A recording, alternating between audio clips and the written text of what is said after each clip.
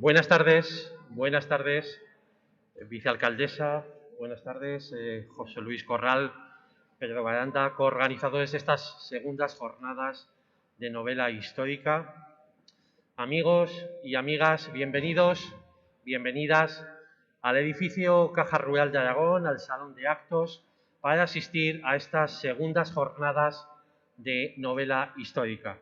En un escenario, en este Salón de Actos, que ha sido protagonista durante los últimos 125 años de importantes acontecimientos culturales, divulgativos, científicos, empresariales. Un salón de actos que hoy lo contemplamos con esta belleza gracias al arquitecto Íñiguez, que hizo esta maravillosa rehabilitación, nos legó esta joya del Art Déco en el año 1934. Decía que este salón de actos ha sido epicentro de la vida cultural de la ciudad de Zaragoza, de la capital de Aragón. El año pasado, en el mes de septiembre, en unas condiciones distintas, afortunadamente, a las que tenemos hoy en día, aquí impulsamos, conjuntamente con el Ayuntamiento de Zaragoza, con Zaragoza Cultural, las primeras jornadas de novela histórica. Y igual que ha pasado este año, el interés fue máximo por parte de todos ustedes.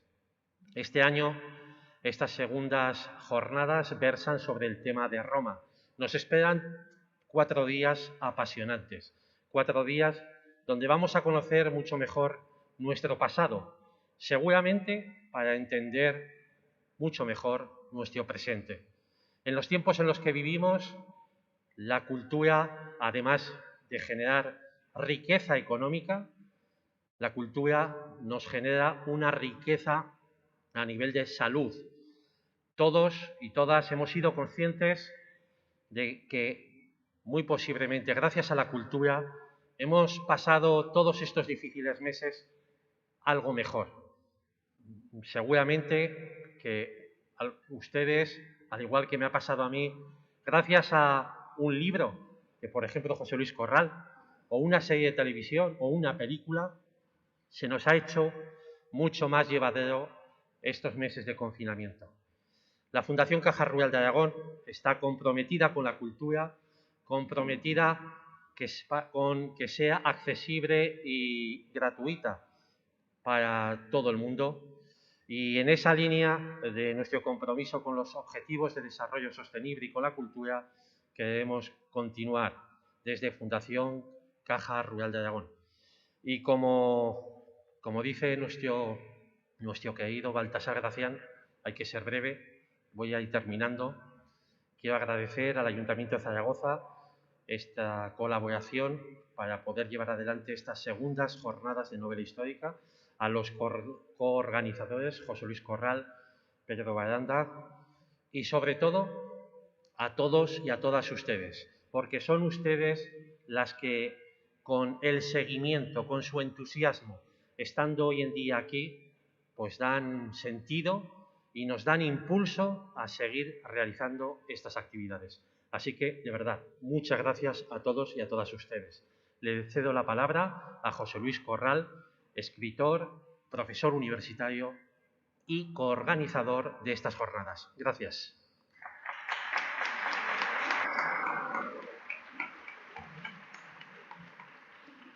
Muy buenas tardes. En primer lugar, muchas gracias al Ayuntamiento de Zaragoza, a la Delegación de Cultura, a la vicealcaldesa, a mi querida Sara, por haber patrocinado desde el año pasado estas jornadas, ya en la segunda edición, y además en la rueda de prensa que celebramos hace unos días se comprometió a que habrá una tercera edición. Ya saben ustedes que los políticos suelen cumplir siempre sus promesas, con lo cual espero que esa promesa se cumpla y que tengamos el año que viene unas terceras jornadas. Decía un famosísimo historiador que jamás escribió una sola línea de ficción que el principal instrumento del historiador es la imaginación. La novela histórica es fundamentalmente imaginación, pero una imaginación, permítanme el juego de palabras, verosímil. Y a través de la novela histórica como he comentado en ocasiones, los historiadores no hemos hecho bien nuestro trabajo, que deberíamos, de divulgación de la historia, los novelistas nos han ganado ese terreno. Va siendo hora de que los historiadores recuperemos terreno y también nos dediquemos a divulgar la historia. Porque si la historia no se divulga, si la historia no se cuenta bien, quedará en manos de gente que a lo mejor hace las cosas con intereses bastante ocultos.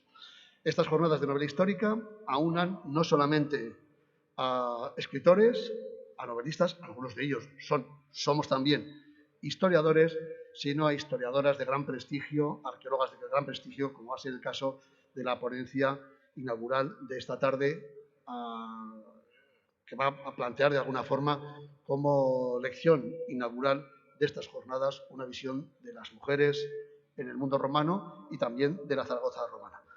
Gracias a la Fundación Caja Rural de Aragón, a su director, a José Antonio Artigas, por acogernos en esta segunda ocasión, en tantas otras ocasiones literarias y culturales, y además en este espacio que es uno de los salones más bonitos, si no el más bonito de la ciudad. Y sobre todo, muchas gracias a los escritores, a los historiadores que van a estar con nosotros estos días y especialmente a todos y a todas ustedes por acoger de una forma tan entusiasta estas jornadas. Yo haré todo lo que pueda para que sean unas jornadas estupendas, que ustedes lo pasen muy bien y, como decía el adagio del clásico, que aprendan deleitándose. Muchas gracias.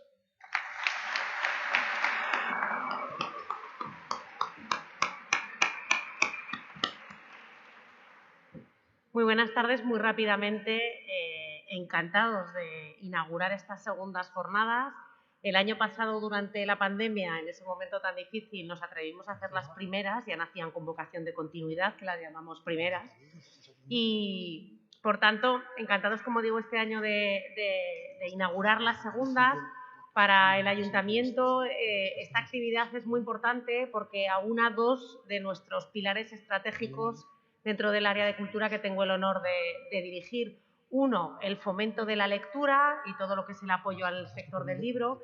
Y, por otro lado, la divulgación de nuestra historia.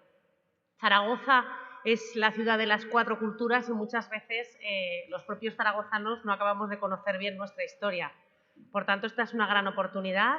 Nos hizo mucha ilusión también desde el Ayuntamiento cuando los organizadores, cuando el director José Luis Corral nos comunicó que el tema de estas segundas jornadas iba a ser Caesar Augusta, porque no en vano los 4 museos de la red de Caesar Augusta son municipales y son desde luego un orgullo para todos los zaragozanos, yo creo, y desde luego dentro de nuestro área. Y además hoy inauguramos con 2 compañeras del Ayuntamiento, con las que el Ayuntamiento y los zaragozanos hemos tenido el orgullo de poder disfrutar de su trabajo.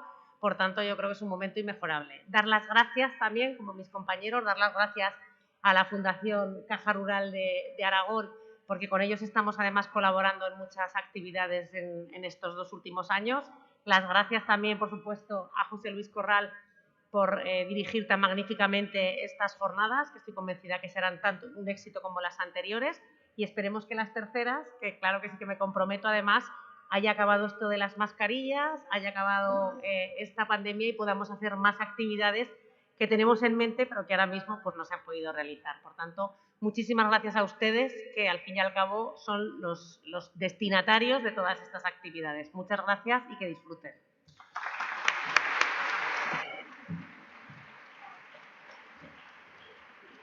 Bueno, las jornadas que organiza el Ayuntamiento con la colaboración de Caja Rural están coordinadas por Pedro Baranda, por mí mismo, por David Lozano, gerente de Zaragoza Cultural, y ahora David va a hacer una breve presentación de las 2 ponentes de esta tarde, 2 grandísimas historiadoras y arqueólogas. Muchas gracias.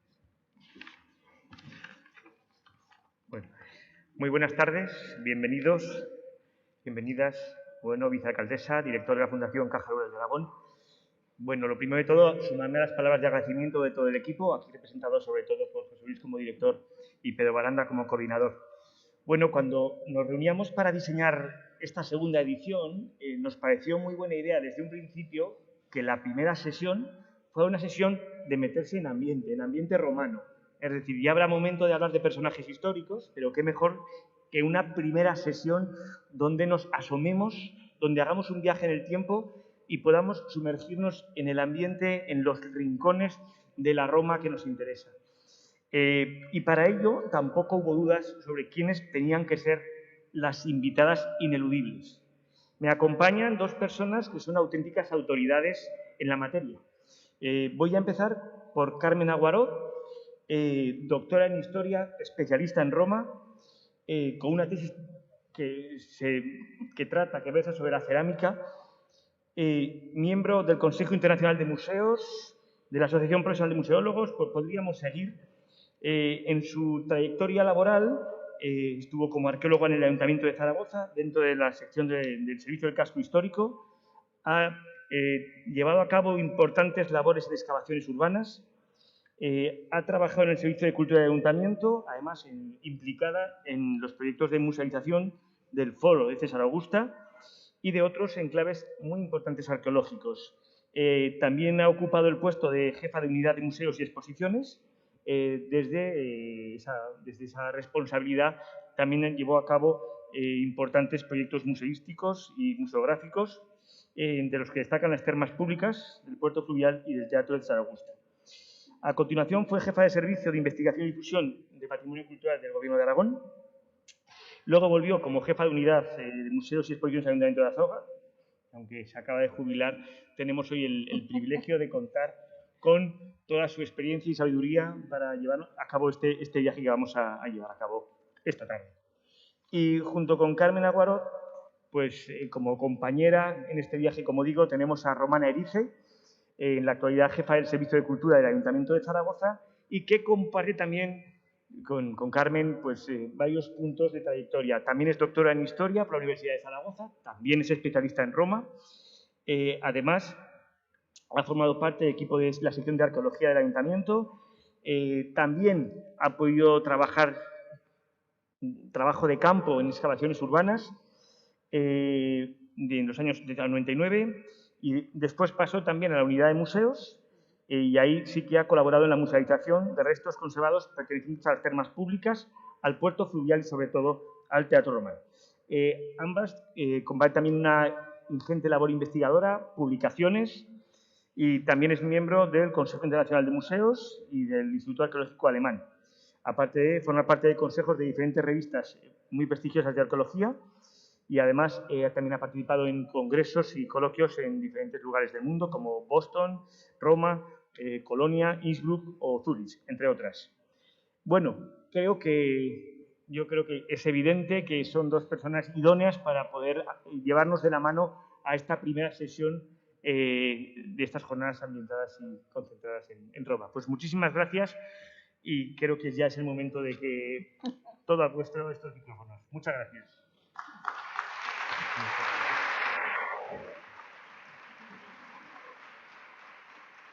A ver si nos pone ya el PowerPoint. Sí, no. Ahí. Bueno, nosotras, como somos burbuja, somos grupo burbuja ambas, pues nos vamos a quitar para que nos puedan escuchar con un poco más de nitidez.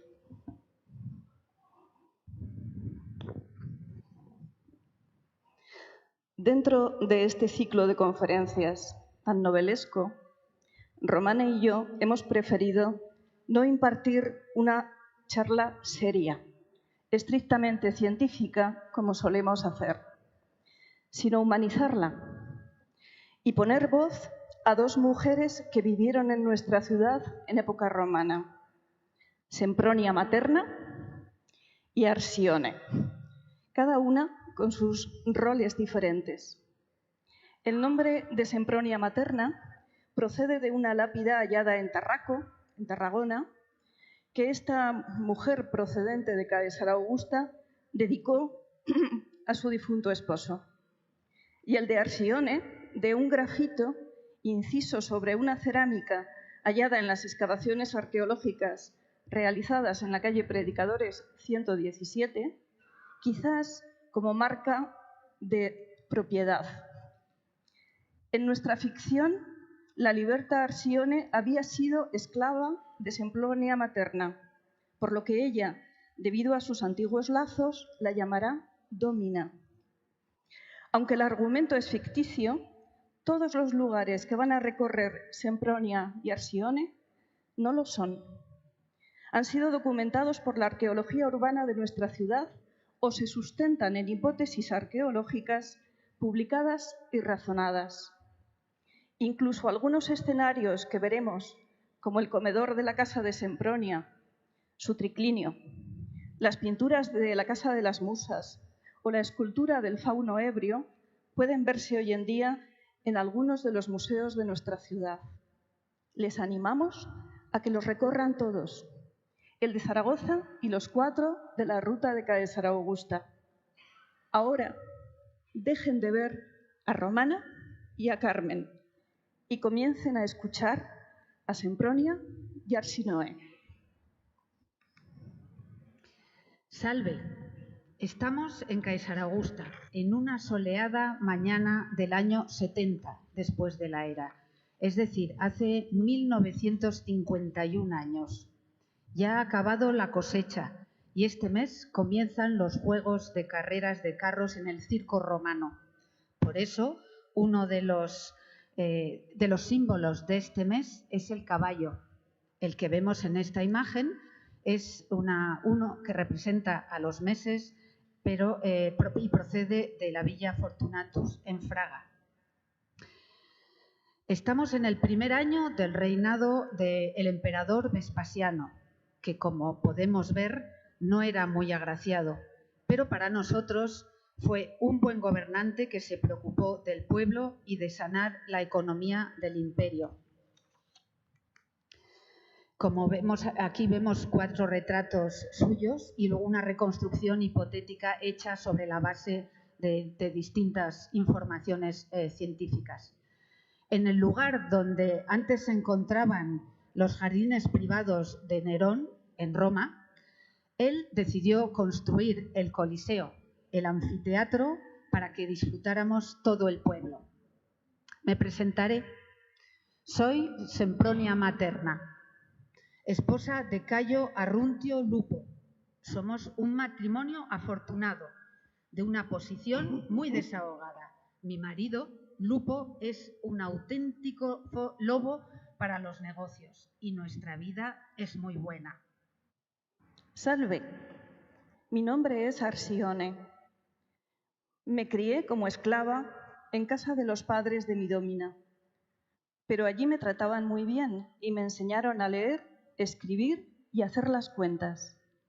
Cuando Sempronia Materna se casó, me fui a vivir con ella a su casa, pero hace ya tiempo que dejé de ser esclava. Y mi Domina me concedió la libertad, y después de esperar varios años, por fin, ya como liberta, pude casarme con Artemas, mi marido.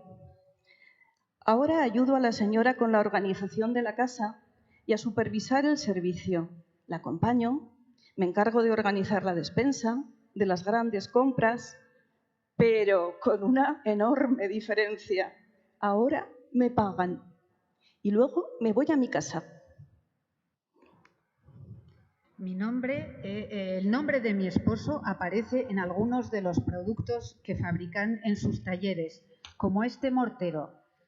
Lupo, en el mortero que hubiera querido enseñar, mostrar las letras, pero no es posible. Lupo se dedica a negocios de material de construcción y de alfarería. Fabrica ladrillos, tejas, cerámica para la mesa, y las lámparas de aceite son muy buenas y tienen muy buena venta, y la demanda de ladrillos y tejas crece cada día. Tiene varios alfares en el barrio occidental de la ciudad, fuera del perímetro de las murallas, como mandan las leyes, para que no moleste el humo de los hornos ni provoquen incendios. Queríamos mostrar dónde está el mercado central para que nos ubicáramos mejor. Ahí está el mercado central, sí, para que ubiquemos todo el barrio alfarero. Hoy en día es el barrio que conocéis como de San Pablo. Cada alfar constaba de almacenes, depósitos de arcilla, hornos, secaderos y una reserva enorme de leña que era necesaria para que los hornos estuvieran funcionando constantemente. Más o menos como esta tejería romana de Hermedas, en Gerona. Poseemos una domus, una casa, justo en el otro lado de la ciudad, en el barrio oriental. Lupo tiene que cruzar la Caesar Augusta cada vez que quiere ir a visitar los alfares.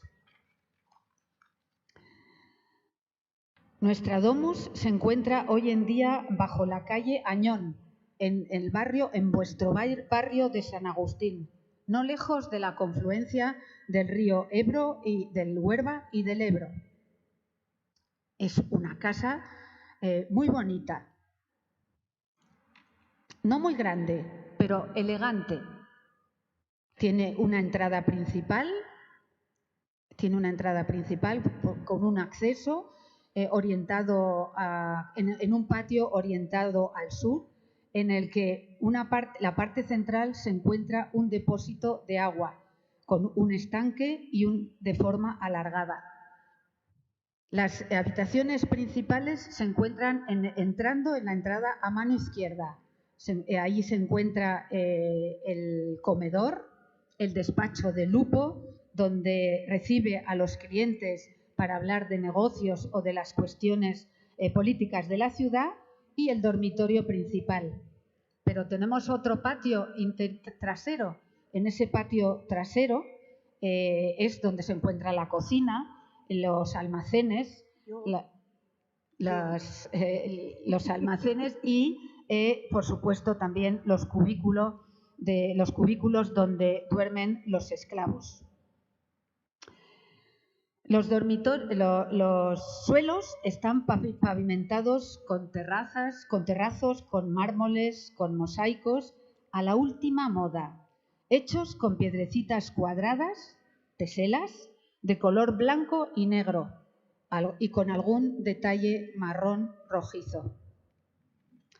La casa tiene agua corriente que procede de un gran depósito que se encuentra no muy lejos de nuestra casa, a 2 calles de aquí, en la confluencia entre las calles La Torre y Manuela Sancho. Observamos el grosor de los muros que formaban de este depósito del que nos ha quedado esta pequeñísima parte y que, por supuesto, continuaba en los solares anejos y en el otro donde la Casa Blanca. Observen el grosor y lo grande de este depósito con el grosor del muro que separa los restos arqueológicos de la vivienda de color blanco.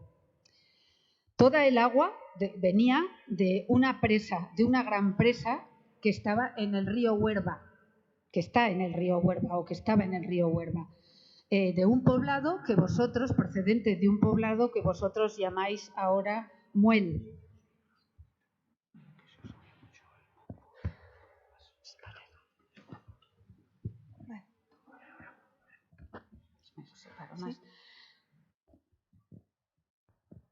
De un poblado, de una población que llamáis vosotros Muel, que está a 29 kilómetros de aquí.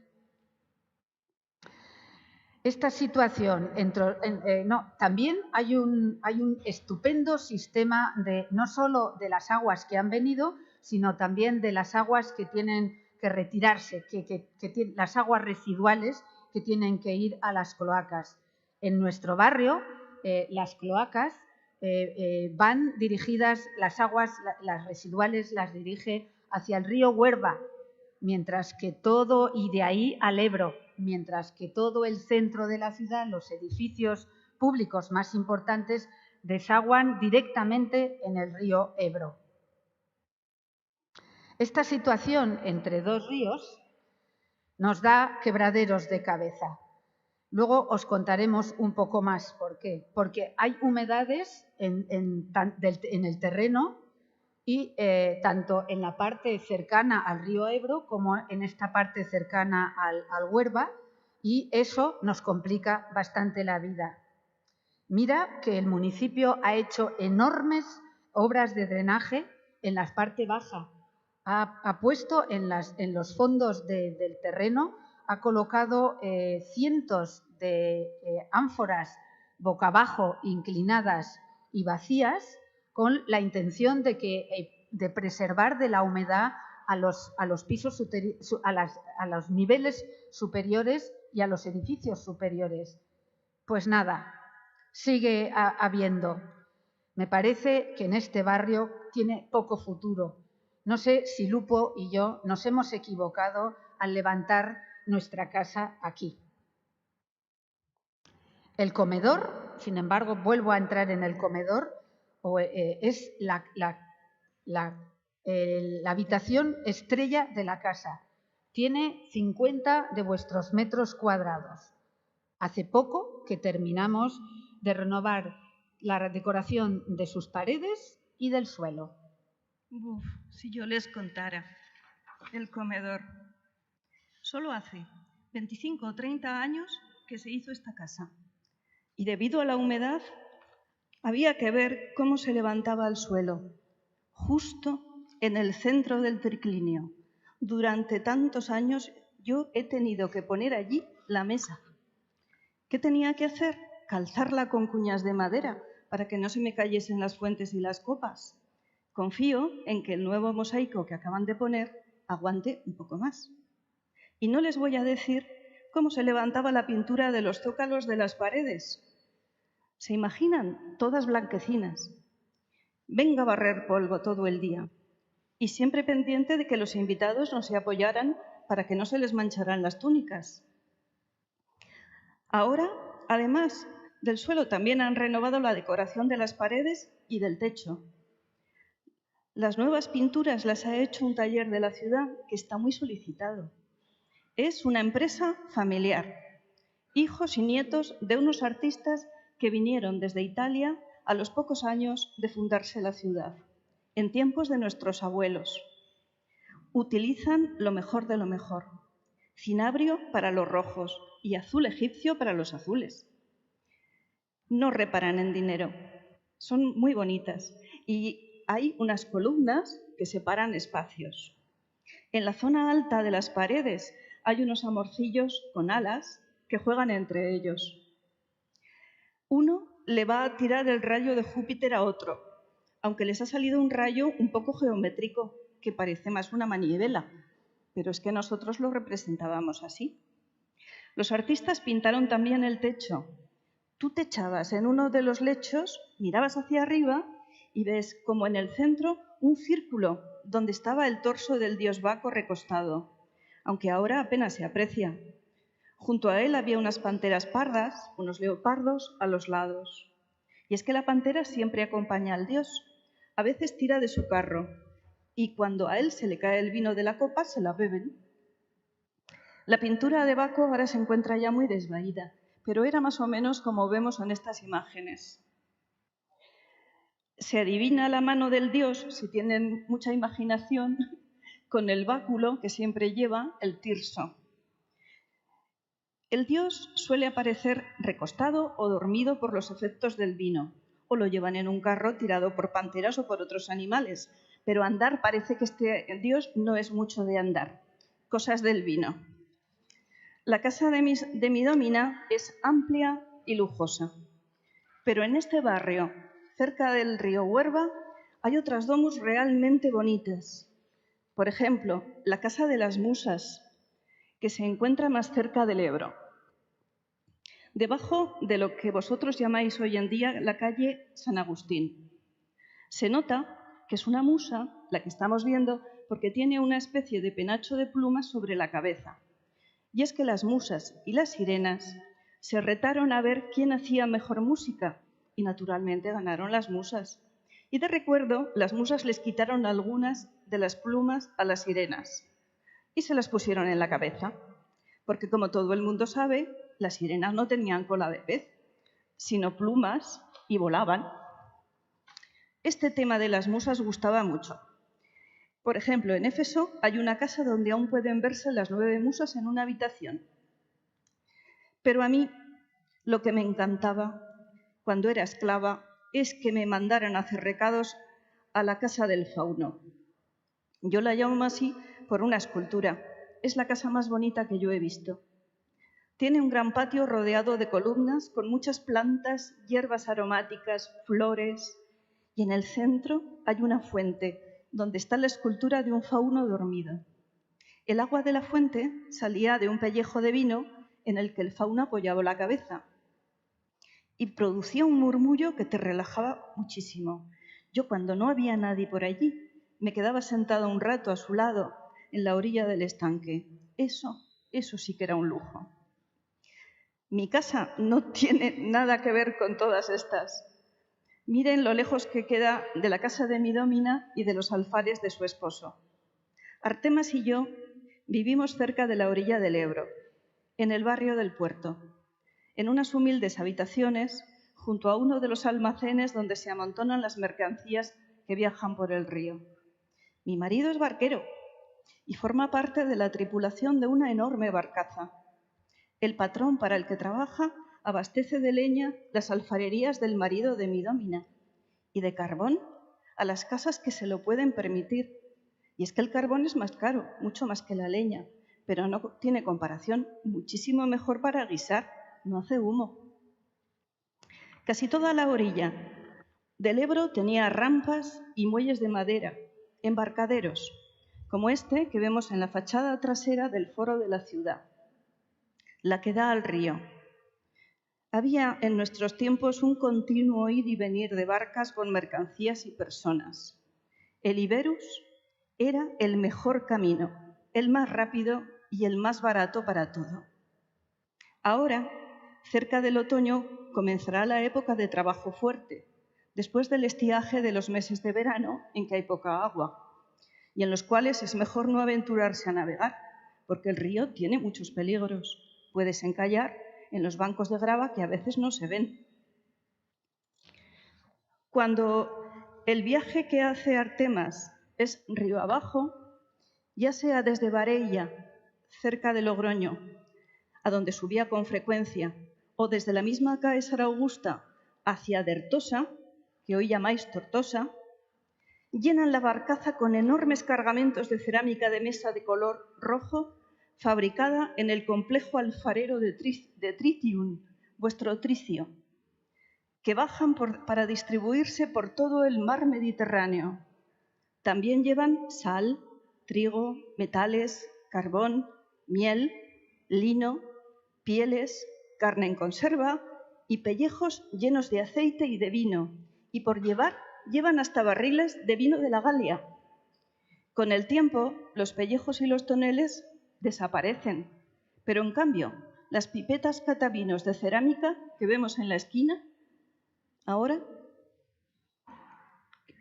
en la esquina de la derecha, permanecen. Esos son catavinos romanos. En los viajes de vuelta, cuando río arriba parten desde Dertosa, que en nuestro tiempo tenía un enorme puerto, tanto fluvial como marítimo, no existía aún en la desembocadura del Iberus un terreno que vosotros llamáis delta. Se formó después. Bueno, pues cuando vienen de Dertosa suben en la barcaza mercancías importadas de todo el Mare Nostrum, de todo el Mediterráneo. Vajilla de plata, conservas de pescado, especias, joyas, esculturas, tejidos de calidad, como la seda o la gasa, libros.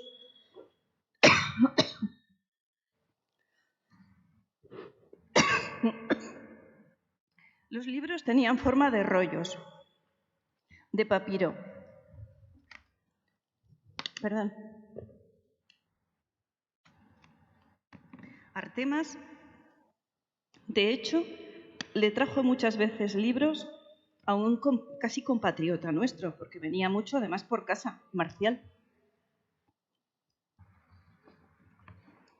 A veces, si no hay viento del sur, los hombres de la tripulación tienen que sirgar la barcaza con su fuerza, tirando de ella en grupos desde la orilla por el camino de Sirga. Y eso sí que es duro. Hoy tengo que arreglarme de una manera especial. Tenemos una cena esta noche y con invitados porque vamos a celebrar el cumpleaños de Lupo y la reinauguración de nuestro comedor recién decorado. Vamos a ir muy pronto a las termas centrales, que están las termas entre el teatro y el foro. Son las termas principales de la ciudad. Iremos muy pronto. Las termas tienen diferentes horarios para las mujeres y los hombres. El reservado a las mujeres es por la mañana, en el verano y en otoño, desde la hora 4, vuestras 9 de la mañana, hasta la hora 7, la 1 del mediodía. Y para los hombres son la hora 8 y la 9, como cuenta nuestro contemporáneo Marcial. Queremos estar allí en cuanto toque la campana que anuncia su apertura.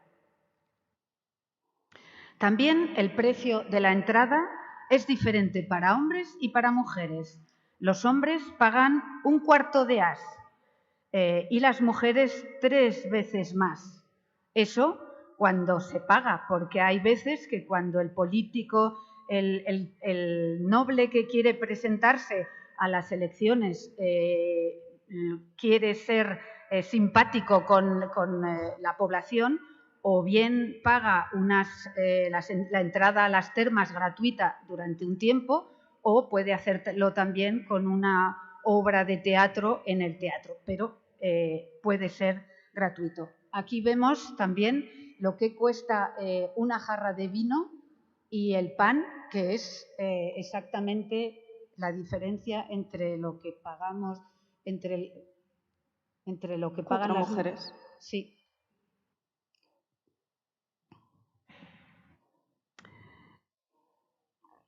Las termas, nuestras termas son muy parecidas a unas que hay justo en el otro lado de los Pirineos, en la Galia, en Lugdunum Convenarum, en concreto en la actual Sant Bertran de Comens, que lo que tiene es una piscina al aire libre, igual que la nuestra, se parece mucho a la nuestra.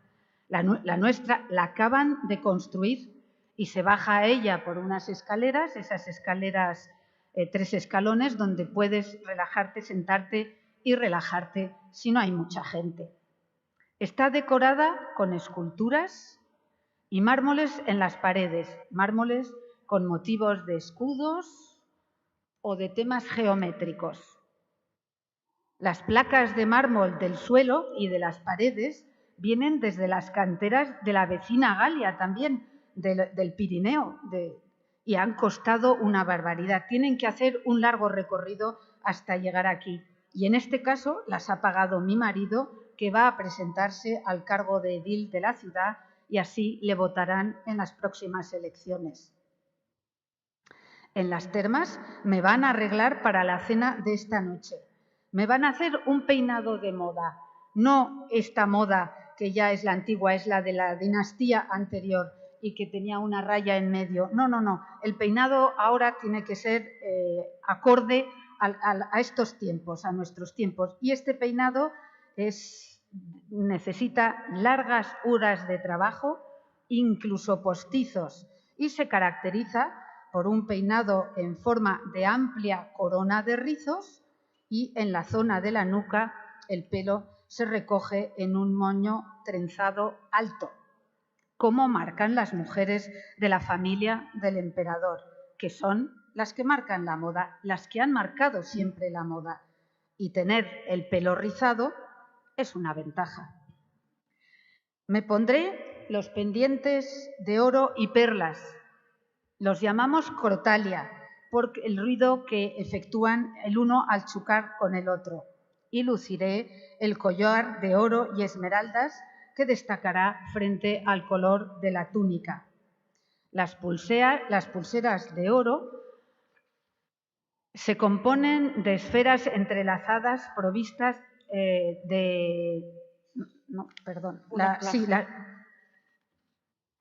Las pulseras se componen de medias esferas enlazadas y provistas de un mecanismo de cierre que es muy nuevo también, que hasta ahora las pulseras las perdíamos fácilmente, ya que no tenían estas pequeñas seguros para no perderlos. Los anillos que me pondré, por supuesto, serán de oro y esmeraldas, y el anillo protector que heredé de mi madre con la representación de la serpiente, que es al que le tengo enorme cariño. Las joyas que voy a lucir tienen que ir en consonancia con el nivel social de mi marido. Mostramos en todo momento el lujo en el que nos desenvolvemos.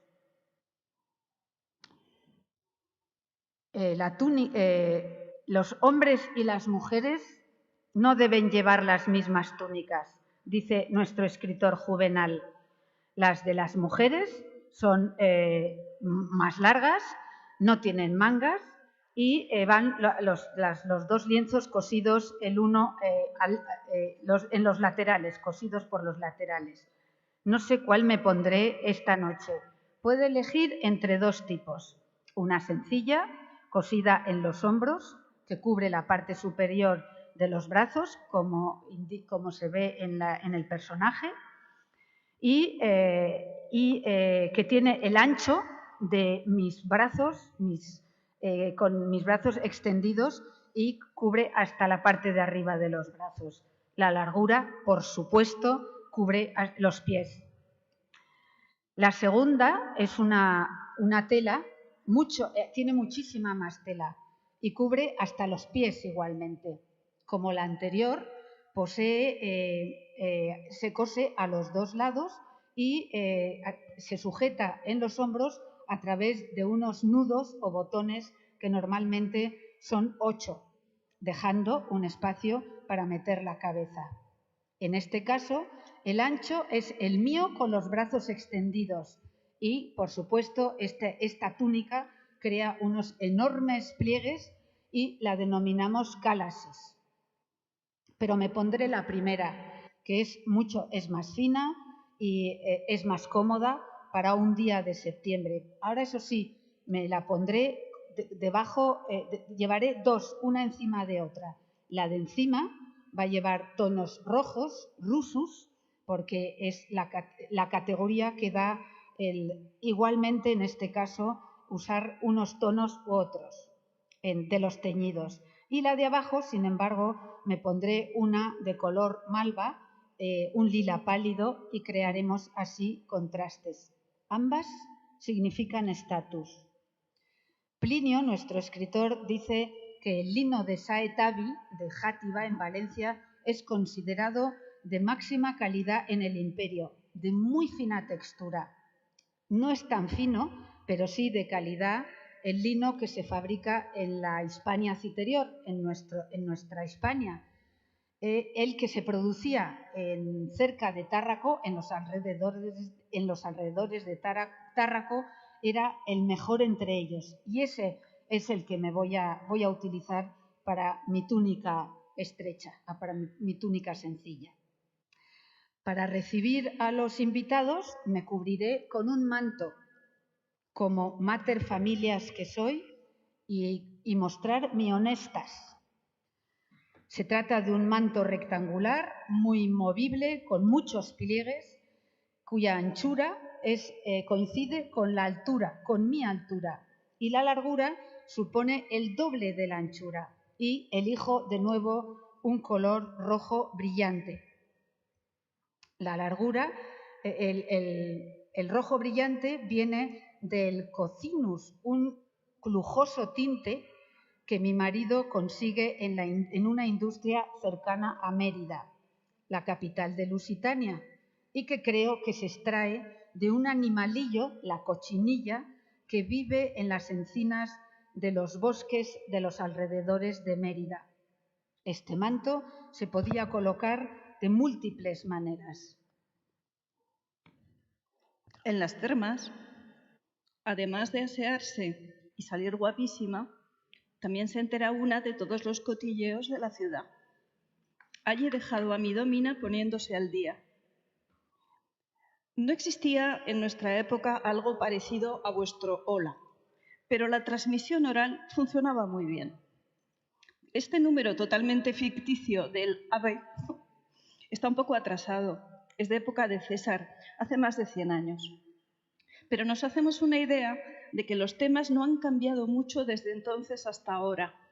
Vemos a una amante totalmente enfadada con su antigua amada, que es Cátulo, que le puso fama de lesbiana. Y la otra le dice, lesbiana será tu madre. Salustio nos da 5 tips para comprar el esclavo perfecto. Cicerón se presenta como ¿cómo salvé yo a Roma de Catelina? Pero yo solo, sin ayuda de nadie. Por otra parte, tenemos a Pompeyo pillado ante el polígrafus de Lucis y que dice, me llevo bien con César, pero tiene sus cosillas. Y además confiesa que su cognomen original no es Magno, es Maño. ¿Y para qué les voy a contar cosas así, de este estilo? Vamos a volver a las termas. Hoy hemos venido tan pronto porque Artemas nos ha dado un soplo. Como él les lleva la leña para el sistema de calefacción y el agua caliente, se enteró que cambiaban el agua ayer de todas las piscinas y dará gusto bañarse. Ya se sabe que pasado unos días en el agua hay cosas. No es muy difícil imaginar el estado del agua de una piscina de las termas un día cualquiera después de que se hubieran bañado en ella cientos de personas con sus diferentes aportaciones. Ungüentos, cosméticos, cremas, perfumes, suciedad, polvo y restos de diversa índole de la piel de los usuarios. ¿Qué les voy a contar? Pues de hollín, grasa animal de los carniceros, en fin. Nuestro escritor Marcial habla sin tapujos de las heces que acababan flotando en el agua. Y el médico romano Celso, que es contemporáneo nuestro, nos aconseja no acudir a las termas cuando se tiene una herida abierta, pues por lo general acabará en gangrena. Mientras arreglan a Sempronia materna, me voy a la compra. Me van a ayudar una esclava y un esclavo joven que me llevarán el peso que yo ya estoy muy mayor para estas cosas. Tengo que escoger todo lo necesario para la cena de esta noche en casa de mi dómina. Hoy celebra una gran fiesta con invitados y me voy a encargar de guisar y me tengo que lucir. Cruzo desde las termas por el foro camino del mercado. Vemos el templo más importante de la ciudad y la estatua de Tiberio a caballo y los pórticos. Y ya llego al mercado. Primero voy a comprar menaje de cocina nuevo, a estrenar, que ya tenía yo ganas de poder usar estas cazuelas que están inundando el mercado. No pesan casi nada y enseguida transmiten el calor. Tienen el fondo estriado y de color rojo intenso con alguna zona negra. Son importadas. Se fabrican en el norte de la lejana África, en la periferia de la zona de Cartago, y vienen por mar hasta Tortosa, en enormes barcos mercantes llenos de trigo y de aceite, pero en los huecos meten vajilla. Artemas sube cada vez más baterías de cocina africana en la barca y me ha prometido un juego para casa, a ver si llega, no sé yo. Son lo más moderno, se encajan entre sí. En la de abajo se puede hervir las verduras o la carne y en la de arriba se puede guisar a baño María la sémola remojada o las gachas y no se pegan. Así se aprovecha mucho el fuego, 2 guisos a la vez. Voy a comprar un gran pollo, huevos, especias, sobre todo pimienta y jengibre, que ya no queda. Miel, salsa de garum. La salsa de garum es una salsa similar a vuestra pasta de anchoa. Está hecha en piletas con la carne de pescados azules macerada con sal y una gran mezcla de hierbas que se van evaporando y cociendo al sol. Hay garum de muchísimas clases y precios. Hasta hay un garum muy fino y muy caro a base de salmonetes, solo salmonetes, y otro solamente de ostras, ese es carísimo. Pero ojo, el garum no se toma directamente como una salsa, no.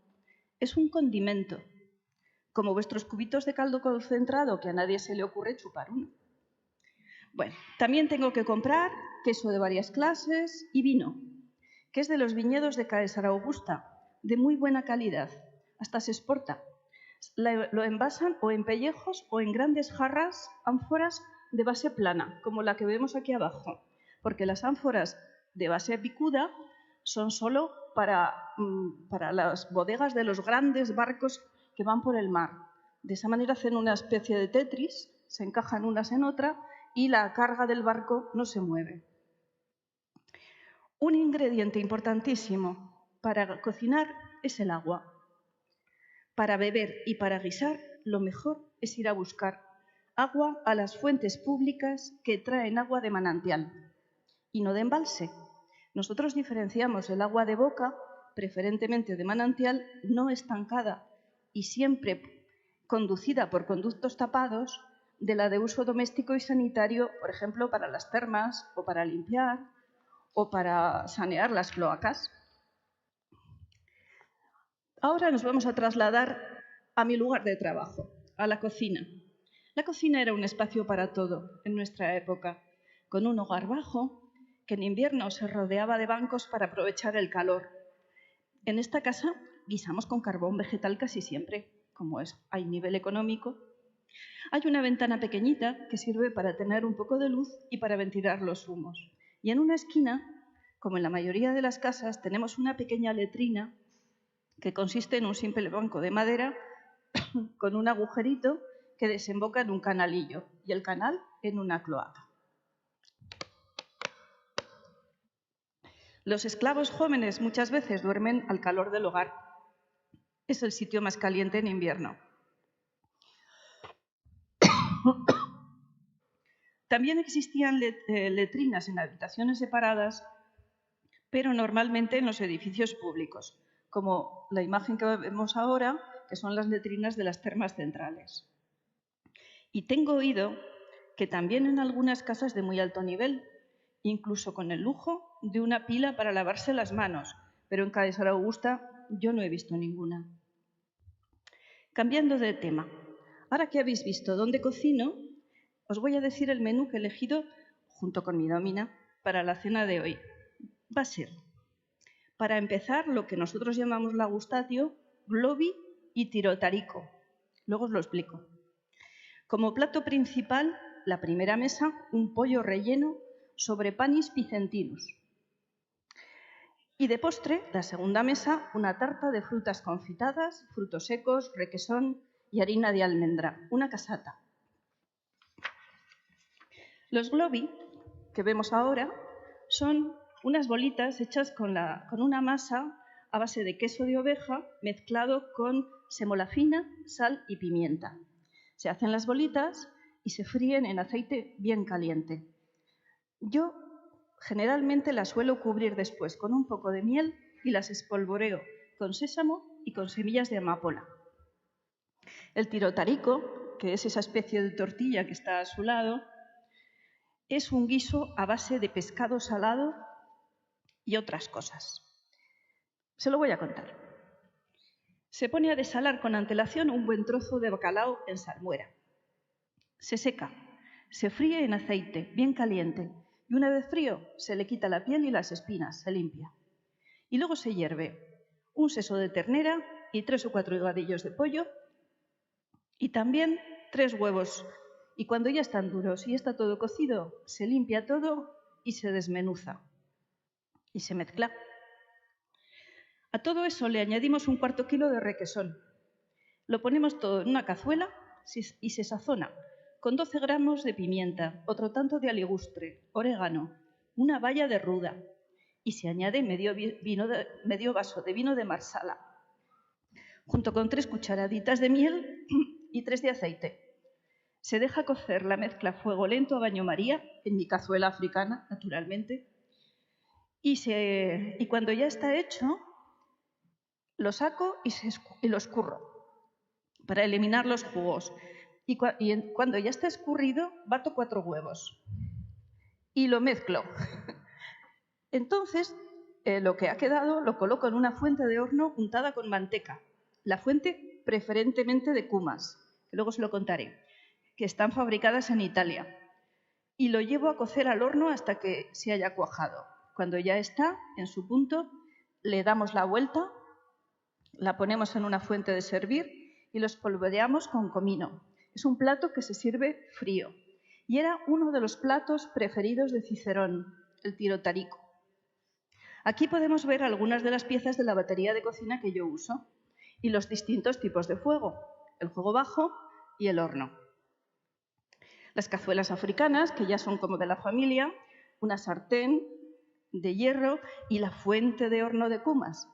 ¿Qué tiene esta fuente? Pues que es antiadherente y tiene unas ranuras concéntricas que ayudan a desmoldar el guiso que se hace en su interior. Como en casa de mi domina no tenemos horno, solo hay en las grandes domus, cuando hay cenas especiales llevo los guisos al horno del panadero de la esquina. Su mujer es muy amiga mía y me avisa cuando están hechos el tirotarico y el pollo relleno que ahora les voy a contar. Para el segundo plato, para el pollo relleno, picaremos algo de la carne del pollo y sesos de cordero. Le añadiremos bayas de aligustre, perejil, comino, sal, pimienta y jengibre fresco. Y espelta cocida, y lo machacamos todo bien en un mortero. Una vez que están mezclados todos estos ingredientes, les añadimos unos huevos formando una masa. Entonces le ponemos un poquito de garum y un poquito de aceite, pimienta en grano y muchísimos piñones, que está muy bien. Y rehogamos todo esto en una sartén añadiendo medio vaso de vino. Con esta pasta rellenamos el pollo previamente deshuesado y lo llevamos al horno a asar. Para servirlo, se sirve el pollo trinchado en dos sobre un lecho de panis picentinus. Y se preguntarán ustedes, naturalmente, ¿y esto del panis picentinus qué es? Pues es una receta de la zona del Piceno, en Italia. Es una sémola fina que se pone a remojo con mosto de vino. Se le añade pimienta y garum. Se deja que se empape bien y se hinche, por lo menos media hora antes. Y se introduce en vasitos de cerámica en el horno. A los 20 minutos se desmolda o se rompe el vaso, como se ve aquí, que no han sido muy finos, con una piedra que han roto y sale ya el panis picentinus hecho. Yo, como ya tengo una cazuela africana, lo cuezo en la cazuela de arriba y no tengo que romper nada. Además de servir de lecho al pollo asado, también se puede mojar el panis picentinus en leche como un postre. Esta receta le encantaba a Plinio y a Marcial. Yo aprendí a guisar en casa de los padres de mi domina, pero he oído que hay un libro que circula por Roma de un tal Apicio, que es un recetario de cocina que me han dicho que recoge algunos de los guisos que hago yo. Ya me gustaría a mí poder leerlo algún día. Bueno, yo ya me tengo que ir. Me voy a organizar la cocina, a ver qué pasa por allí, y hacer la cena, que me queda mucho trabajo por hacer. Pero les dejo con mi domina. Salve. En la 9ª hora del día comenzaba la cena, la comida de la tarde-noche entre las 15 horas o 16 horas vuestras. Comenzaba la cena. La preparación se iniciaba mucho antes de esta hora. La vajilla debía brillar, se fregaban los suelos, se limpiaban los muebles, las cortinas, las columnas, las telas de araña había que quitarlas, como cuenta uno de nuestros escritores. El trinquilinio se compone, o el comedor, tiene 3 lechos, en el que se encuentran conjuntamente con el dueño de la casa y sus familias, de hombres, mujeres, jóvenes, mayores, amigos de todas las clases, ricos, pobres, nacidos libres y libertos. Cada invitado sería informado sobre el estatus del resto para observar las reglas de jerarquía. En un mismo lecho, los invitados tenían el mismo estatus. Cada triclinio consta de 3 lechos, como he dicho, que se sitúan alrededor de la mesa. En el lecho de la izquierda, que hay que mirar el lecho hay que mirarlo desde la entrada, la izquierda de la mesa, es decir, en este es en el que se situaba el dueño de la casa, su mujer y su hijo. Y en los otros dos, en el central y en el de la derecha de las mesas, se situaban los invitados. El invitado de más rango se situaba en el del medio, en este, y justo al lado del dueño de la casa. Estaba él situado aquí. Además, este sitio es importante para que cuando el invitado de más prestigio necesitara algo, inmediatamente se le servía por el lateral, por los laterales. La dómina es la verdadera anfitriona. Por eso tengo que ser meticulosa con los preparativos y estoy segura de que Arsinoe no fallará en la cocina. Los lechos con las patas de bronce son una costumbre importada de Oriente. De Oriente nos viene toda la sofisticación, de Oriente del helenismo, del mundo griego nos viene a los romanos y nosotros como romanos nos llegaba esta costumbre o este gusto por tener unos lechos que tenían una estructura metálica, tiene una estructura de madera y la metálica. En la metálica, generalmente, aparecen unas decoraciones y estas decoraciones siempre tienen que ver, cómo no, con el dios Baco o Dionisos, que es el dios del vino y de los banquetes. En una zona así tiene que ser. Los lechos se instalan, sobre los lechos se instalan colchones cubiertas de púrpura, almohadones de similares tonos para la mayor comodidad de los comensales. También constituyen objetos de lujo. Deben mostrar el lujo y el gusto y la exquisitez de los dueños. Hace años estaba de moda el púrpura de Tarento, pero en este tiempo del comienzo de Vespasiano es el doble tintado, el tirio, un tipo diferente, un tono diferente de púrpura, pero siempre estamos hablando de púrpuras porque ese tono era muy caro. Los candelabros, con fustes imitando columnas o imitando a ramas de árboles, terminan en unos platillos sobre los que se depositaban las lucernas, las lámparas de aceite, o se colgaban. Lucernas de metal, lámparas de metal, eran mucho más caras que las de cerámica y daban prestigio. Podían ser de una llama o de varias o de muchas, incluso hasta muchas llamas. En el ritual de recepción de los invitados, los esclavos les ayudarán a descalzarse y ponerse cómodos. Como toda familia de condición, como toda familia de la condición nuestra, tenemos una vajilla, pero la nuestra no es tan grande, nuestro juego no es tan grande como el que vemos en la imagen, pero sí que tenemos cucharillas que luego vamos a utilizar para los postres que nos ha preparado Arsinoe, salseros, pimenteros. Estas son para el pan, para colocar el pan. Usaremos también vasos para el vino, en estos son para beber el vino, en los que hay relieves de hojas de hiedra que siguen recordando al mundo de la ebriedad y de los banquetes.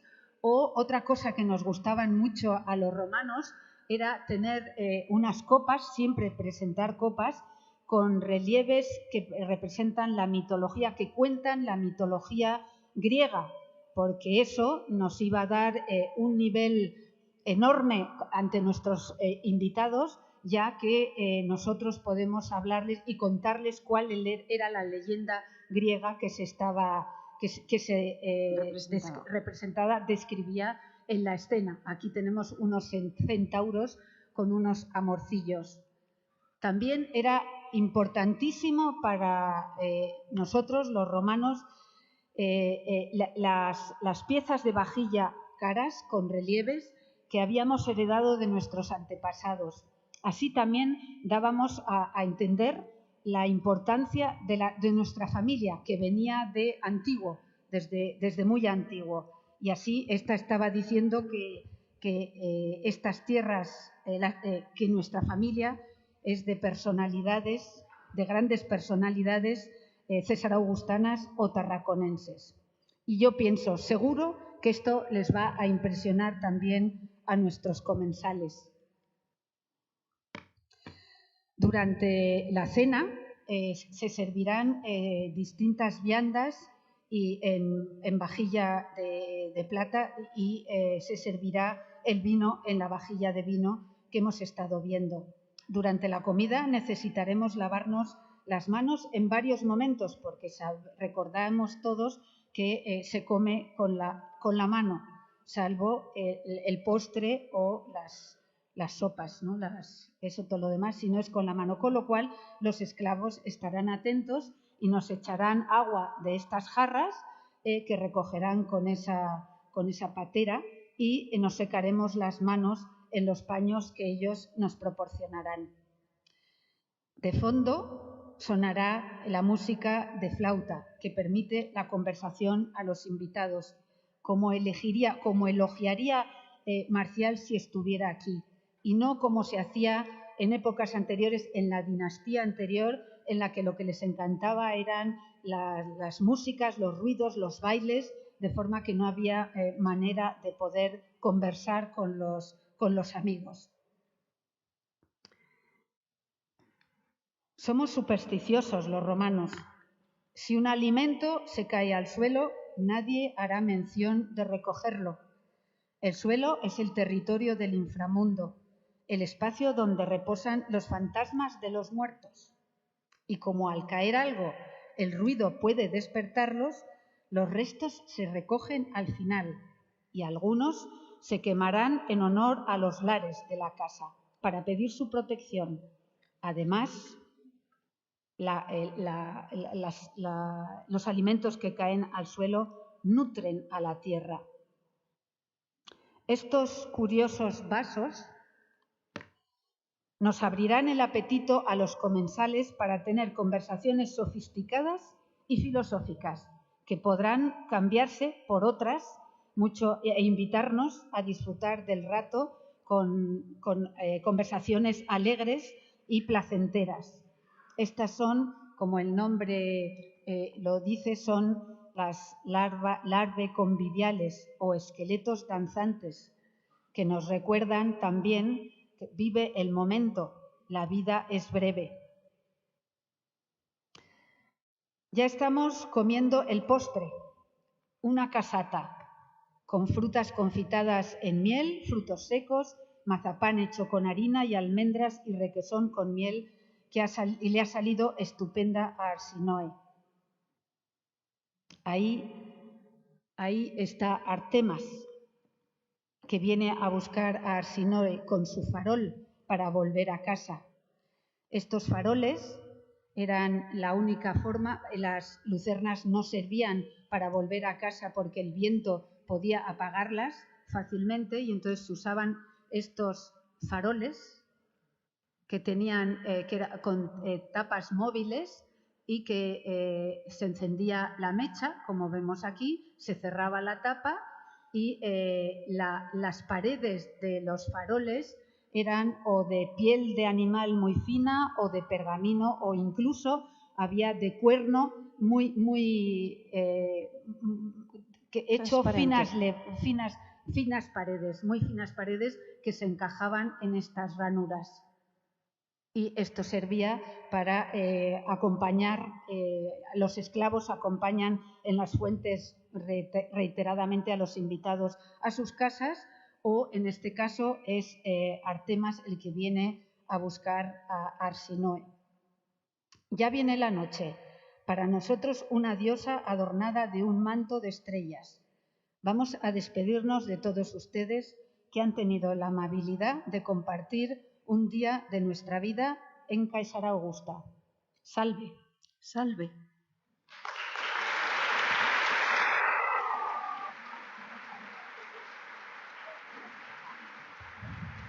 Bueno, lo dejamos aquí ahora.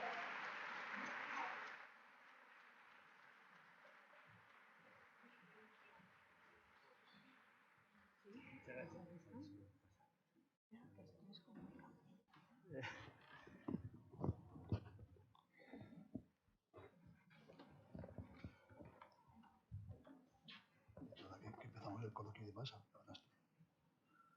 Mira tú. Ahora llegamos ya a la segunda parte de esta sesión inaugural. Muchas gracias a la hermana Jamaica por sumergirnos desde las calles de Zaragoza y asomarnos un poco a lo que era la vida diaria de dos mujeres humanas en diferentes clases sociales. Y ahora estamos en la segunda parte. Aquí hemos elegido que el formato sea de conversación. Clase magistral, para que de una manera un poco más espontánea vayan surgiendo diferentes dudas, curiosidades que completen la visión que tenemos ya que nos habéis transmitido. José Luis y yo iremos planteando alguna curiosidad, pero aquí existe la libertad para que vayamos hablando un poco de todo. ¿Te parece, José Luis? Sí. Una primera no tiene tanto que ver con arqueología, ya sé que es vuestra especialidad, pero bueno, escuchándoos y a raíz de todo lo que ha ocurrido en Afganistán con el régimen talibán y la falta de movimiento de la mujer, a mí me ha quedado muy claro lo que hacían en diferentes clases sociales, pero me gustaría que nos contarais un poquito los movimientos en la ciudad. La mujer tenía libertad de movimientos a la hora de, lo digo porque como tenemos esa visión de determinadas sociedades más patriarcales, pues un poco a ver cómo la vida de la mujer era libre, estaba más sometida al marido, cómo era un poco... Pues no sé. Yo sí que, claro que estaba sometida al marido. La mujer romana necesitaba el apoyo de un padre o de un marido para seguir adelante, pero eso no significa que, como a las de Afganistán ahora, esperemos que no, ellas sí que podían salir solas por la calle y tener sus reuniones. De hecho, lo que hemos contado del banquete, la mujer romana se sienta, se echa está también recostada con su marido y cada vez que le invitan a un matrimonio van él y ella. No va solo él a ninguna, sino que va ella también. Y mientras que en Grecia la mujer no se echa en el lecho, sino que está sentada en una silla que le han puesto a su lado, la mujer romana sí que se echa, sí que está recostada y participa igualmente de reuniones. Pero claro, no es lo que tenemos ahora nosotras. Sin embargo, sí que podía salir. Sí, era una sociedad más bien patriarcal. Por eso muchas mujeres consideraban que su vida comenzaba cuando su marido desaparecía para siempre y se quedaban viudas. Así, sí. Porque en la viudedad sí que ellas tenían libertad. Ellas podían manejar sus fortunas y sus vidas y liberarse de muchos el que dirán y ponerse la sociedad por montera. Bueno, la historia sí que hay muchas mujeres que son importantes. El problema es que algunas de ellas pues han tenido una mala prensa porque cuando una mujer inspiraba demasiado a su marido, pues ya había algo de negativo de ella, pero hay muchas emperatrices y muchas mujeres en la historia republicana e imperial con mucha fuerza y que pueden. Y lo que ha dicho Carmen, las viudas, ellas sí que llevan sus... Sí.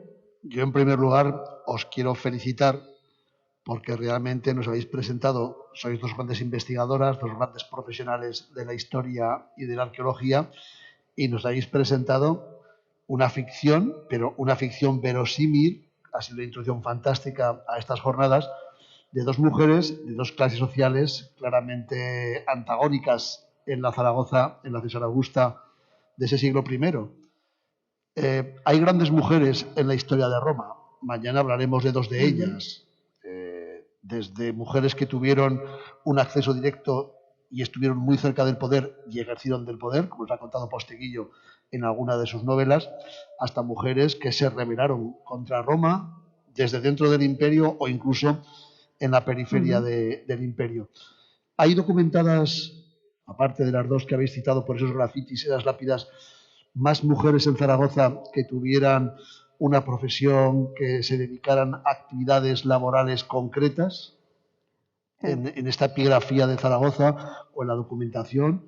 Con nombres que sepamos, no. No, pero No. sí que se conoce una sacerdotisa Sí, caesaraugustana que estaba en Tárraco, porque sí que podían ser sacerdotisas. Ellas sí que conocemos en las fuentes ese personaje, ese puesto, y luego artesanas o que han llevado, eso conocerás tú mejor que yo, en la cerámica que haya aparecido. sí, casi. A veces nos llegan más testimonios por pequeños objetos, como la cerámica, de donde hemos sacado el nombre de Arsione, que de la epigrafía oficial o de la epigrafía funeraria, porque en Zaragoza tenemos una carencia de piedra que ha hecho que gran parte de ese patrimonio nos haya desaparecido a lo largo de los siglos, porque las piedras se reutilizan. En otras ciudades que tienen más cantera de piedra próxima, tienen mucha más información que nosotros. Pero eso es una carencia que no la podemos...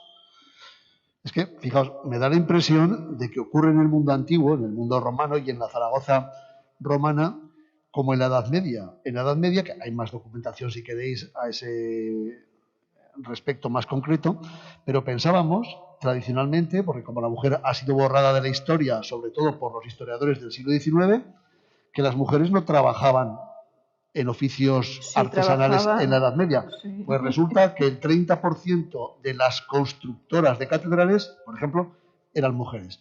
Ocurría, imagináis, pensáis, intuís que pudo ocurrir algo así en los oficios de todo tipo. Habéis hablado de ceramistas, de transportistas, de productores de aceite en el mundo romano, en la Zaragoza romana. Pensamos, yo creo que ambas, que sí, que las habría. Lo que tenemos es una carencia de documentación que la acompañe. Un ejemplo muy lejano en Roma es, por ejemplo, que varias generaciones de mujeres de la familia imperial se dedicaban al negocio de los ladrillos. Y eran ellas, no eran ellos, eran ellas. La madre de Marco Aurelio le dejó una herencia millonaria porque ella se dedicó, y su madre y su abuela, a explotar las tierras de la familia en las orillas del Tíber, y como había muy buena arcilla, a fabricar ladrillos. Y claro, el auge constructivo de Roma se tragaba todo lo que fabricaran y llegaron a tener una fortuna mayor que la que tenía el emperador por sí mismo. Pues eso es un ejemplo. ¿Qué pasa? Que allí nos ha quedado mucha documentación y aquí tenemos muy poquita. Muy poca. Hombre, sabemos que hacían telas. Hay una pesa de telar con una inscripción que pone ama lateres y luego una inscripción en latín que le dice a la mujer que ojalá haga bellas telas y es un canto al amor también, y como diciendo, te estás haciendo el ajuar, que luego vas a disfrutar cuando te cases. Y bueno, no se me ocurre ninguna inscripción más que tengamos a mano de mujeres. No, aquí no tenemos muy poca, tenemos esa hay muy carencia. poca epigrafía, ya lo sabes, que tenemos muy poca epigrafía. Continuamos, pues. Vamos a ver, ahora Además, me ha gustado mucho que la intervención de José Luis hace alusión a la interpretación y a la intuición, porque es verdad que entramos en territorios donde los restos, las excavaciones te dicen lo justo y hay que imaginar todo lo demás. O sea, que nos metemos en territorios ya de elucubración. Yo cuando escuchaba un poco esa crónica de la vida en una casa, decía, jo, qué complicado, porque hay como 3 estratos que conviven bajo el mismo techo, ¿no? No para dormir, porque efectivamente ya nos habéis indicado que una vez alguien se hace ya libre de la esclavitud, ya tiene su propia casa. Pero es verdad que conviven esclavos, servicio, siervos y la domina, la familia. A mí me gustaría que nos contarais cómo podía ser en esa intuición esa relación tan complicada, ¿no? Es decir, porque insisto, son 3 estratos bajo el mismo techo y un poco qué papel jugaban el tema de los esclavos, del servicio, la familia. Un poco, me gustaría que nos contarais un poquito, insisto, en el territorio de aventurar, ¿no? ¿Cómo podéis imaginar? Yo supongo que sería la domina, manda y da órdenes de todo tipo, y los artes, bueno, supongo que te pueden, sí, y los esclavos es que no tenían, vamos, no existían, es como si no existieran, desde luego. Es que no, recuerdo que en Pompeya, excavando allí, nos dijeron que dormían en la puerta del dueño. Cada esclavo tenía ahí fuera, en el suelo, estaba durmiendo para, por si acaso quería algo. Y no hay manera de medir la cantidad de personas que viven en una casa porque los esclavos, había veces que no había ni sitio para que ellos durmieran, porque estaba durmiendo en la entrada de su habitación, en el suelo, como podía haber un perro, para servir. Y entonces supongo que ellos, vamos, es que no tenían ningún derecho, no tenían nada, no. Tenías mucha suerte si te convertías en una liberta. Bueno, eso sí. Y te podías casar con tu novio de toda la vida, porque mientras tanto, no. Bueno, pero también había esclavos con mucha cultura, es verdad. Hay esclavos con mucha cultura que han estado en puestos muy altos y que son los que se liberan o los liberan y pueden competir en dinero, porque una vez que ya están libres ya pueden tener sus negocios. A mí me ha encantado ese guiño que habéis hecho, la revista AVE, que la podéis patentar, que es una especie de remedio, imagino, de la revista Hola, ¿no? De los chascarrillos, de la sociedad, de las cosas que pasaban en el ambiente social de la Zaragoza romana, ¿no? Yo creo que los romanos eran muy cotillas. Marcial, muy cotillas, muy marciales. Sí. El sábado por la mañana tendremos, para acabar las jornadas, un recital de poemas de Marcial, este bilbilitano que vivió casi 40 años en Roma y que nos cuenta chascarrillos, cosas mordaces, irónicas de Roma. Claro, no tenemos evidentemente un Marcial, aunque era de esa tierra, no tenemos un Marcial en Zaragoza, no tenemos las inscripciones que han aparecido en Pompeya y en otras ciudades, pero ahí, aunque sea de nuevo con la intuición, ya que habéis hecho una conferencia tremendamente intuitiva, ¿imagináis que habría algún de estos chascarrillos, de esta ironía, de esta mordacidad en aquella Zaragoza? ¿Seguro? ¿Qué criticarían? ¿A quién criticarían? Yo tengo uno, que lo digo siempre. Es del marido de Sempronia, es un cotilleo. No sé si os habréis dado cuenta, porque era mucha información, que en el mortero en el que aparece el nombre del marido de Sempronia, Cayo Arruntio Lupo, a continuación había 3 letras, C-C-A. Eso es el acrónimo de Caesar Augusta. Y eso quiere decir que ese señor tuvo que, de alguna manera, hacerse, no sabemos cómo, con un terreno público de la ciudad para poner su industria. Es decir, tuvo que regalar unos cuantos jamones, seguro, porque eso era una concesión del terreno público de la colonia para poner un negocio. Pues yo digo siempre que a lo mejor o estaba muy bien relacionado o a lo mejor tuvo que mover algún... No, no me digáis que ya había especulación urbanística en la Zaragoza romana. Seguro, seguro. Seguro, ¿no? Seguro. O sea, a mí me ha llamado mucho la atención porque habéis hecho una serie de referencias que demuestran que la historia no es algo del pasado, es algo del presente. Hasta los utensilios, ¿no? Esa comparación entre la vajilla de la época y las baterías de cocina y la forma de cocinar alimentos es muy, muy significativa, ¿no? En realidad han podido cambiar mucho las cosas desde el punto de vista tecnológico, pero en el imaginario seguimos comportándonos de forma muy parecida a cómo lo hacían los romanos de Zaragoza. Sí. Sí, ¿Sí? Hablando del marujeo, pues, yo recuerdo cuando yo preparaba una novela sobre la Inquisición y demás, y en esa época, siglo XV, Zaragoza ya era una ciudad importante, creo que eran de 20.000 hogares, donde era imposible la discreción, que la atmósfera era de que todo el mundo estaba en sus ventanucos mirando siempre. Entiendo que en época de Roma la ciudad también tenía que ser una ciudad como muy hacia adentro, donde era casi imposible ocultar un escándalo que a lo mejor también me gustaría preguntaros qué podía ser lo más escandaloso. En el tema económico, pues a lo mejor aspectos de corrupción o de tráfico de influencias, que eso ha existido siempre, efectivamente, pero a lo mejor, yo qué sé, en esas relaciones extrañas, infidelidades, relaciones prohibidas con esclavos, es decir, no sé, eso no se podría ocultar, ¿no? Debía ser una cosa como muy indiscreta. Igual que ahora. Pero si es que no hemos cambiado nada. Había obras públicas, estaba la emisión de moneda, quién controlaba los suministros de la ciudad, los permisos de obras. Es que estamos igual. Me llama también la atención, imagino que a ustedes, el cosmopolitismo de la ciudad, cómo se recibían productos del norte de África, de la Galia.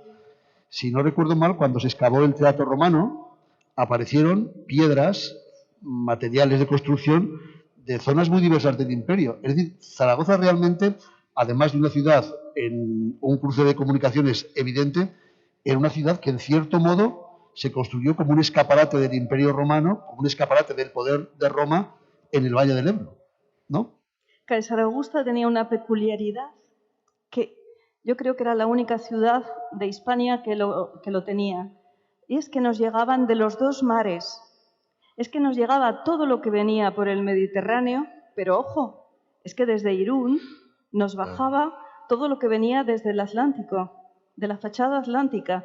Y era un cruce de comercio y de caminos.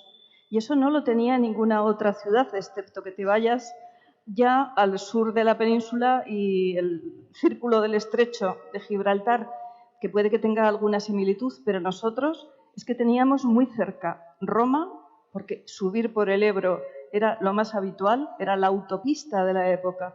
Pues allí nos llegaban mármoles de todo el Mediterráneo. Aquí hay mármoles egipcios, griegos, turcos, todo lo que había en Roma prácticamente estaba aquí, pero además teníamos todos los mármoles que venían de la Galia y esos probablemente nos llegaban por vía Irún, por el puerto y luego bajaba por el Ebro. Entonces tenemos esa confluencia, éramos una ciudad cosmopolita. ¿Y por qué tanta variedad? En teoría no hacen falta mármoles de tantos sitios para construir el teatro y edificios. Eso es evidentemente una señal, un símbolo del poder de Roma, de que Roma es un imperio y que a la ciudad de Zaragoza, en la ciudad de Zaragoza, se pueden traer materiales de todo el imperio porque Roma controla todo. Sí. Yo creo que es pero que le pasa a todas las ciudades. Si todas las ciudades queremos copiar a Roma llega todo lo del imperio, todos quieren todo lo que le llega a Roma. Y entonces es muy fácil que yo también quiera pimienta, lo que ella ha dicho, eso, o sedas que tienen que venir desde la India y desde China. Es que vienen, y platos de allá, y el que puede trata de comprarse eso. Y el comercio, es que el comercio mezcla, se está mezclando constantemente. Pero es una maravilla. Incluso, es que todos serán... Incluso ciudades más pequeñas, porque, por ejemplo, si no recuerdo mal, además yo estaba en aquella excavación, la famosa cabeza que apareció en Tarazona, ese palimpsesto de Augusto Trajano parece ser, es un material, si no recuerdo mal, que se trajo del Punjab, del norte de la India, ¿no? Se talló en los talleres de Roma, por lo visto, y llegó hasta Tarazona. O sea que había una fluidez de productos de lujo realmente extraordinaria. Sí.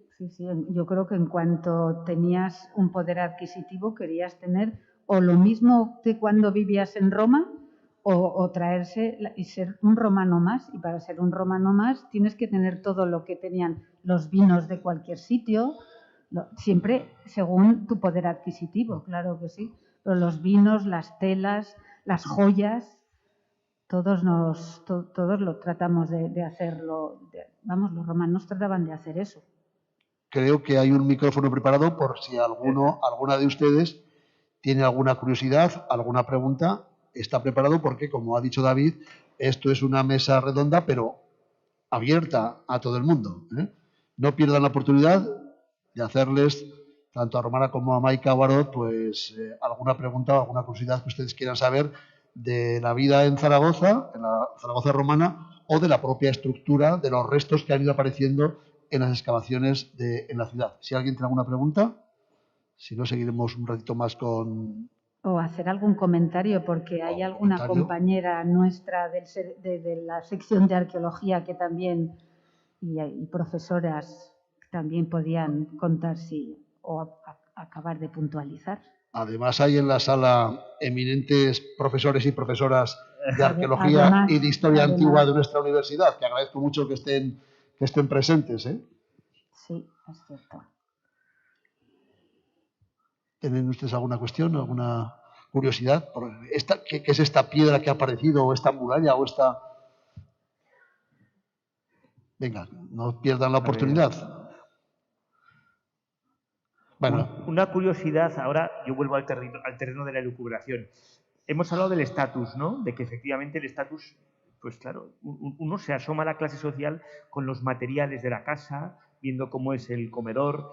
Ese estatus en el tiempo libre, en el ocio, aparte de ir a las termas y demás, podían ir al teatro, supongo, quiero decir, también supongo que las actividades de tiempo libre, según la clase social, cambiarían. Y hay una cosa para la que no sé si hay respuesta.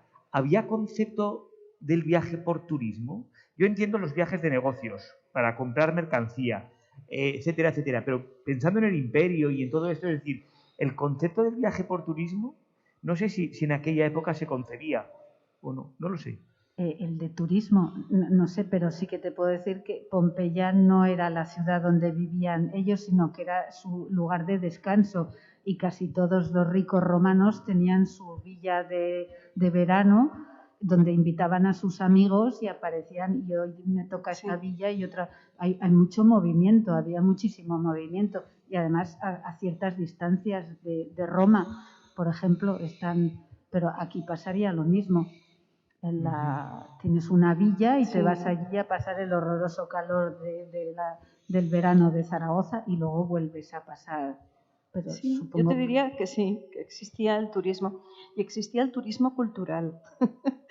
Por ejemplo, cuando había teatro en Caesar Augusta, no solamente vendrían los habitantes de la ciudad, venían del área periférica.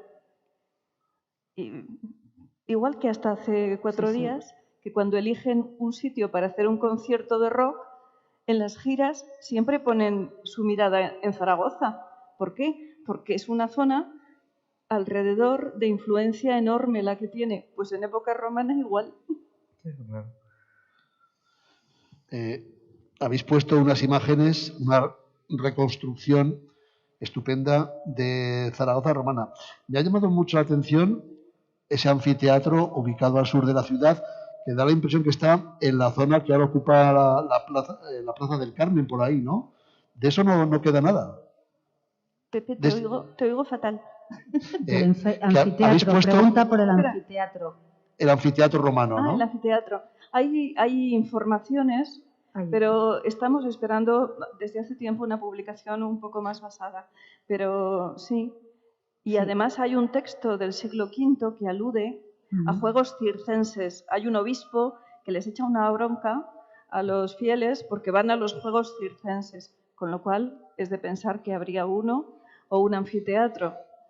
Porque, claro, teniendo un teatro tan grande, tan importante, y siendo una imagen de Roma en pequeñito, imagino que habría también aquí los grandes edificios que marcaban de alguna forma la cultura y el ludus, los juegos romanos, ¿no? El anfiteatro, el teatro, que no dejaba de ser el escaparate de Roma en la ciudad. Era el kit de la ciudad romana. Sí, sí. ¿Alguna cuestión? Nosotros, Constancia Arqueológica, el equipo de la sección de arqueología, no hemos llegado a ninguno, pero sí que sabemos que hay unos indicios que esperamos que algún día se publiquen, si los hay. Una última cuestión, me dicen que ya tenemos que ir cortando.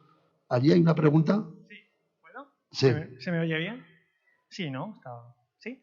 Bien. Bueno, muchísimas gracias por la ponencia, por la magnífica ponencia que habéis realizado, muy adecuada además en su formato a lo que son las jornadas de novela histórica. No obstante, quería hacer una pregunta, aprovechando que están aquí, más en lo que es la línea de la arqueología, que dominan también. A mí me llama mucho la atención ese nivel de ánforas que aparece, que comentabais que era para evitar la subida del nivel, ¿no?, del agua en caso de crecidas y demás, y que se ubica debajo del suelo de la ciudad. ¿Eso estaba simplemente en un sector de la ciudad o toda la ciudad estaba por debajo, digamos, protegida por una capa de ánforas? Es que es una cosa que me llama la atención y me pregunto si realmente eso sirvió para evitar la humedad. Entonces, sobre ese tema un poquito. Gracias. Yo diría que sí que sirvió. Hay algunas zonas donde se han detectado esas ánforas. De hecho, el arqueólogo que excavó en el Santo Sepulcro, el tramo de la muralla del Santo Sepulcro, tiene debajo esos niveles de ánforas para drenar el espacio. Luego hay. En Tenerías apareció todo ese campo de cientos de ánforas que se han visto, sí que las hemos detectado en varios sitios con ese objetivo, pero no solamente en Kaisar Augusta. Hay otros yacimientos que yo recuerdo, uno en la costa, que también vimos ese mismo uso de las ánforas vacías, boca abajo, para hacer esa primera fase de una base que impida que la humedad suba a la parte de arriba del edificio. ¿No, Carmen? Sí. Sí, es frecuente, no somos los únicos. Sí, es muy frecuente en zonas portuarias. Por ejemplo, en Cádiz han encontrado hace poco un campo de ánforas también y en muchísimas ciudades romanas. No es nada extraño. No.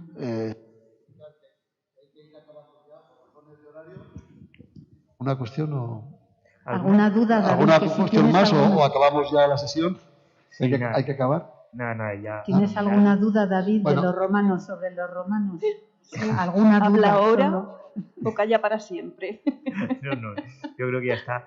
Felicitaros de verdad por esta primera sesión que nos ha llevado ya en este viaje en el tiempo a Roma. Nos quedan varias sesiones.